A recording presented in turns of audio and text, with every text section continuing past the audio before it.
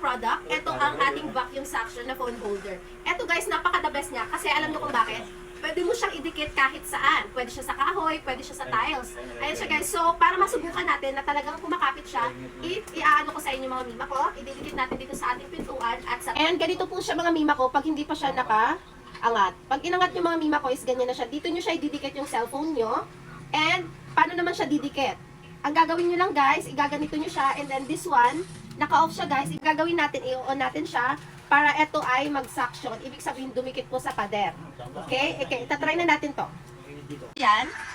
Ayan. Once na naon na yan siya, kahit anong galaw mo, ayan, kahit anong galaw mo dyan is hindi po yan natatanggal.